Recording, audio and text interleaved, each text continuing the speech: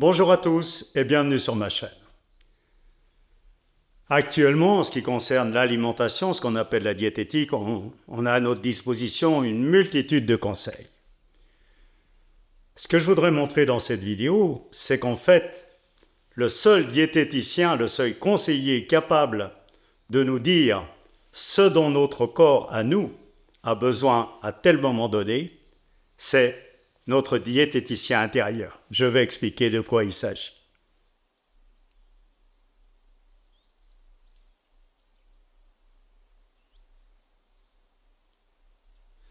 Donc, de multiples conseils, des connaissances scientifiques à propos des aliments, des nutriments, etc. L'accès aux cuisines du monde entier, le régime crétois, le fameux régime crétois, etc. Donc, des conseils qui sont donnés, des méthodes, voilà. Malheureusement, ce qu'on constate, c'est que vérité d'un jour n'est pas vérité du lendemain. Par exemple, à un moment, le mot qui était dans toutes les bouches au niveau alimentation, c'était antioxydant. C'était pas la panacée, mais presque. Après, ça a changé. Même si ça reste là, il y a l'oméga 3, le fameux oméga 3 dont tout le monde parle. Bon, ça évolue, ça change. Et puis au niveau des méthodes, j'allais dire, c'est encore pire. Une époque, manger sain, c'était évident, ça voulait dire des céréales complètes, ça voulait dire des légumes, etc. Et puis maintenant, il y a une tendance, même si ce n'est pas tout le monde, évidemment, c'est protéines, protéines. Mais le petit déjeuner, il faudrait que ce soit comme les Anglais, avec des œufs, du bacon et cuit avec du beurre. Exactement l'inverse de ce qu'on nous disait auparavant. Même chose, mes parents me disaient, après la guerre, manger sain, c'était manger des œufs, c'était manger du beurre, c'était manger de la viande, manger riche, il y avait les privations. Et après, c'était exactement l'inverse. Vérité d'un jour, vérité du lendemain. Donc, c'est difficile de s'y retrouver, même si, bien sûr, il y a des principes de base. Si on mange le riz complet dont je parlais tout à l'heure et la ratatouille, tous les jours, c'est mieux, évidemment, que de manger toujours un hamburger. Bon, j'allais dire, il y a des principes de base. Mais en ce qui concerne la réponse aux besoins spécifiques de notre corps de moment en moment, personne ne peut nous le dire. Personne ne peut nous le dire. Même le plus génial des diététiciens ne pourra pas savoir quand on a soif ou quand on a faim. Alors que pour nous, c'est évident. C'est le corps qui le fait savoir. Donc, même encore une fois, si on garde des principes de base, si on veut vraiment répondre aux besoins, et je dis bien de moment en moment, ces besoins, ils varient d'une personne sur l'autre. Et puis, chez une même personne, eh bien, le matin, l'après-midi, ou même une heure après, ça ne sera pas le même. C'est extrêmement complexe, donc on ne peut pas y arriver, mais le corps, lui, le sait, connaît exactement ses besoins. Le problème, c'est qu'on ne les ressent pas suffisamment. Pour un animal sauvage, ça ne pose pas de problème. Ou un chat, même domestiqué, il va manger telle herbe au printemps, il ne se trompe pas, et il sait à quel moment. Bon. Pour la boisson, même chose. Quand on voit qu'on est tellement coupé de nos besoins, on entend tellement peu les demandes de son corps, qu'il faut qu'on nous dise combien de litres d'eau il faut boire par jour. J'ai envie de dire, mes chats, quand ils entendent ça, heureusement ils ne comprennent pas, mais ils rigoleraient. Eux, ils savent bien quand ils ont besoin de boire. Nous aussi en général, mais, vous voyez, même à ce niveau-là, il y a eu une désensibilisation qui fait qu'on n'est plus en contact avec les besoins du corps. On n'entend plus avec assez de précision ces demandes.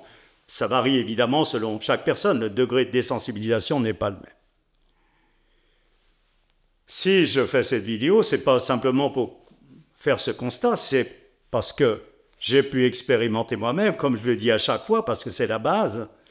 D'autres ont pu expérimenter qu'il était possible de resensibiliser l'organisme. J'en parle dans des tas d'autres vidéos, puisque c'est le fondement de cette chaîne. Donc une pratique corporelle qui permet de remettre en ordre, même si ça a des limites, bien évidemment, le corps, l'organisme et le psychisme. Et du coup, même s'il y a des conseils pratiques, eh bien, le conseil final, la réponse finale, la solution profonde aux tout problèmes qu'on peut rencontrer au niveau santé et psychisme également, ou gestion du quotidien, c'est l'état de notre corps, l'état de notre psychisme. Donc, pour en revenir au sujet, il y a moyen de resensibiliser l'organisme pour de nouveau être au fait, j'allais dire, entendre ses besoins, ses demandes. Donc, en ce qui concerne la pratique, cette pratique qui resensibilise, je vous renvoie à la vidéo qui s'intitule « Auto-réajustement quand le corps se répare lui-même » parce que dans ces séances, cette pratique un peu particulière, ce n'est pas des exercices. C'est le corps qui déclenche lui-même les réactions adaptées à ses besoins. De la même façon qu'il peut faire connaître, effectivement, quels sont les aliments dont il a besoin. C'est un peu le même principe. Lui, il sait ce dont il a besoin, ou même de réguler. S'il y a un déficit à l'intérieur de lui en magnésium, lui, il le sait, avant même qu'on fasse l'analyse. Alors, ce n'est pas une théorie, ce n'est pas une belle idée, ah oui, faites cette pratique, non, c'est des faits. Je vais vous dire, personnellement, la diététique, ça ne m'intéressait pas. Quand j'ai commencé cette pratique, ce n'était pas pour ça. À la limite, c'était même plus philosophique, une recherche philosophique, dans mon cas personnel. Mais j'ai constaté qu'effectivement, au niveau de la santé, je n'avais pas de problème particulier. Eh bien, il y a des tas de choses qui évoluaient au niveau du psychique et au niveau de l'alimentation.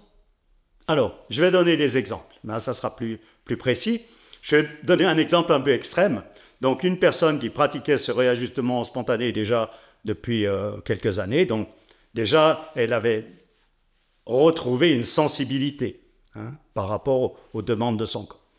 Il se trouve qu'elle était... Je vous renvoie à son témoignage d'ailleurs, donc il est sur mon site, vous le trouverez dans la présentation de la chaîne, et le titre c'est « Grand nettoyage de printemps ». Vous allez voir pourquoi. Une période de travail très intense suite à cette pratique du réajustement spontané, et donc il y a une remise en ordre, un réajustement extrêmement profond, donc il y a des moments, il va y avoir, ça va être le grand branle-bas de combat dans le corps et aussi dans l'esprit, avant que justement les choses se normalisent. C'était le cas. Une période, donc je vous invite à voir son témoignage, très intense, ça secouait dans le corps, ça secouait dans la tête. Elle venait à tous les stages justement pour intensifier le travail, pour que ça aille plus vite. Et pendant cette période donc de travail intense, donc où les besoins du corps sont beaucoup plus précis, beaucoup plus impérieux, elle a eu ce qu'on appelle des envies de femme enceinte, des envies de femme enceinte, c'est-à-dire justement la femme enceinte, les besoins du corps aussi sont beaucoup plus impérieux, d'où ces envies qui peuvent paraître bizarres, mais qui répondent exactement aux besoins à ce moment-là. Eh bien, elle, c'était pareil. Elle avait l'habitude de manger ce qu'elle considérait comme la bonne nourriture, son riz complet, ses légumes cuits à l'eau, etc., etc. Là, elle m'a expliqué, elle le dit dans le témoignage, il était hors de question qu'elle mange du riz. Elle ne pouvait pas physiquement manger du riz complet. Alors que ce n'est pas mauvais le riz complet. Non, le corps, il disait non. Toutes les choses dont elle avait l'habitude, c'était non. Elle mangeait quoi? En gros, ça a duré plus d'un mois, je pense, du persil et du jus de citron. Alors ça peut prêter à rire, mais c'était un besoin impérieux. Et puis d'autres aliments, mais qui étaient même contraires à sa morale, j'allais dire, diététique. Par exemple, elle disait que c'était du yaourt, mais du yaourt grec, très gras et très froid, très frais. L'inverse, le gras, le froid, banni. Eh bien, c'est ça que le corps voulait. Et il savait pourquoi, même si nous, on ne le savait pas. Et à la fin donc, de ce travail intense, les séances de réajustement spontané se sont calmées, la vie lui a souri de nouveau, s'est dégagée, et au niveau alimentation, eh bien, elle n'a plus éprouvé ce besoin impérieux de son jus de citron. Voilà donc un exemple fort qui montre que cette resensibilisation, suite à cette pratique donc de remise en ordre, eh bien, du coup, les demandes du corps se font impérieuses. Dans un cas comme ça, parce que là, il y avait un besoin, le corps est en plein travail, encore une fois, comme pour une femme enceinte. Alors, je vais citer encore un ou deux exemples donc, de personnes aussi qui ont fait ce travail de réajustement spontané et qui m'ont raconté justement qu'ils avaient connu ces envies de femme enceinte, et c'était deux hommes. Donc, normalement, ce n'est pas pour eux. Eh bien oui, quand le corps se resensibilise, il peut retrouver ce qu'on ne connaît pas habituellement, sauf ces situations exceptionnelles de la femme enceinte, donc, avec un énorme travail. Premier exemple, un coureur à pied. Il fait une course de 20 km et le lendemain, il a une image qui tourne, qui revient plusieurs fois dans sa tête, l'image d'une boîte d'anchois ouverte. Une image. Du coup, il essaye, il trouve une boîte d'anchois dans le frigo. En général, il y en a toujours une qui traîne parce qu'on n'en mange jamais, sauf pour la pizza. Bon, il ouvre la boîte et effectivement, il a senti l'envie. Il a mangé toute la boîte à la petite cuillère et il m'a dit que c'était un délice. C'était un délice parce que ça répondait précisément aux besoins du corps à ce moment-là. On peut après comprendre, analyser, il a couru, déficit en eau, déficit en sel, ou d'autres nutriments d'ailleurs qui sont dans les anchois. C'était les anchois, c'était pas du sel des cuillères de sel. Bref. Voilà, donc des besoins. Et une autre personne m'a expliqué qu'à un moment, à sa grande surprise, pareil, il avait réajusté son organisme, déjà par la pratique depuis quelques années, une envie de moelle.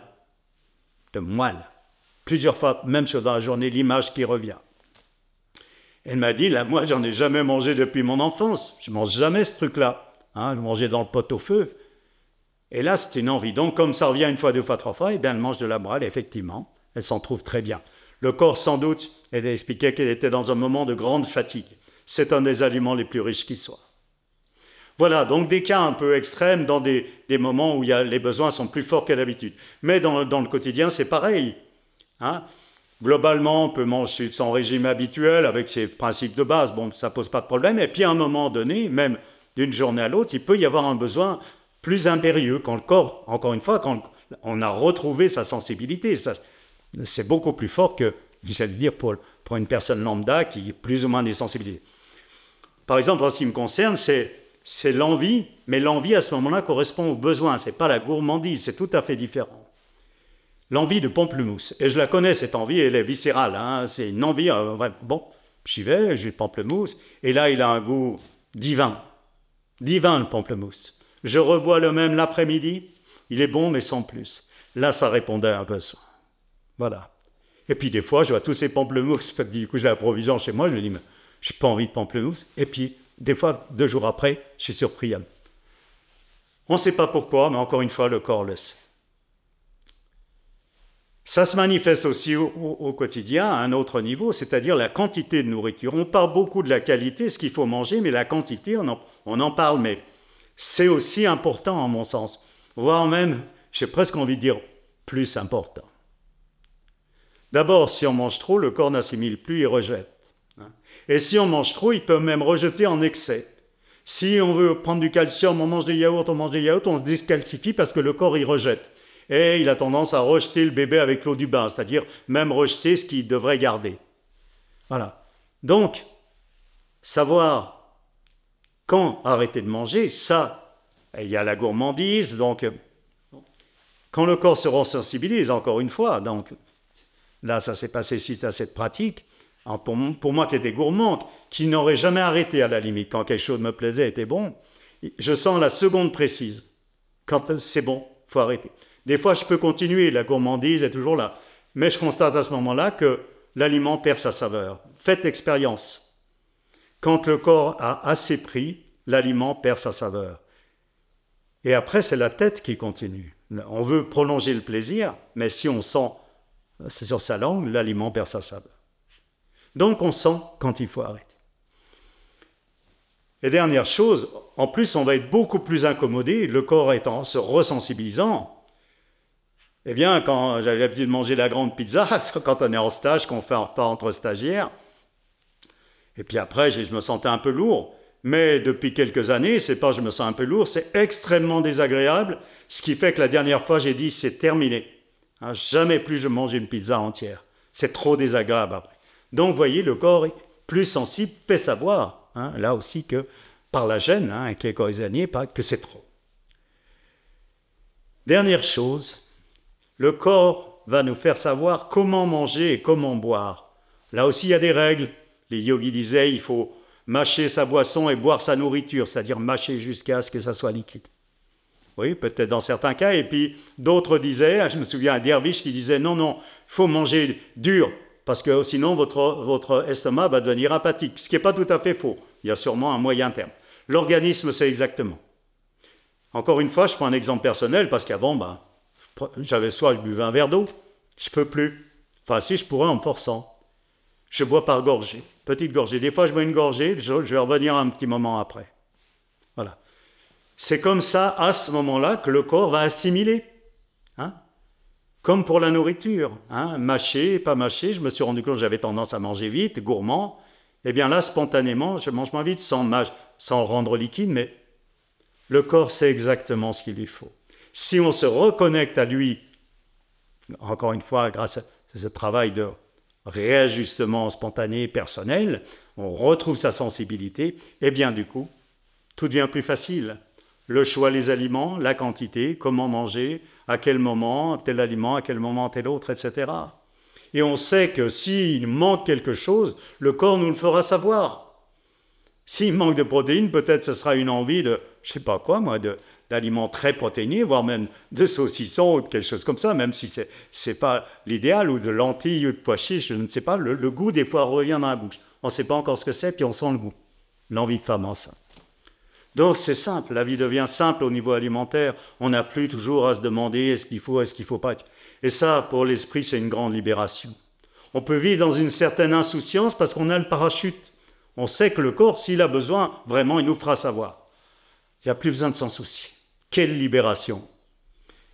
Je vais finir là-dessus, mais par un petit exemple qui l'illustre et que j'adore parce que c'est un petit peu léger, un peu drôle. Une jeune femme qui vient en stage, très mince pour ne pas dire maigre,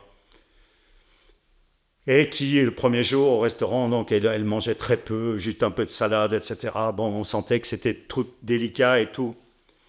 Et le lendemain, elle arrive au repas de midi, à ma grande surprise, elle me dit, elle était toute émerveillée, un grand sourire.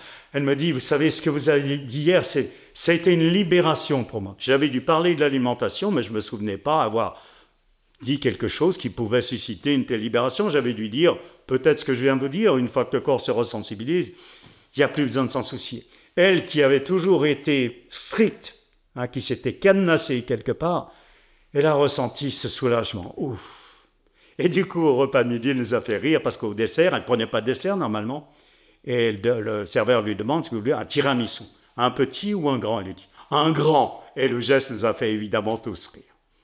Voilà le mot de la fin, donc j'espère que vous pourrez tirer profit, comme d'habitude, de cette vidéo, déjà pour être plus à l'écoute des demandes de votre corps, même si elles contredisent votre morale diététique, hein, vos habitudes ou ce que vous pensez être juste au niveau diététique. Votre corps, c'est mieux que vous.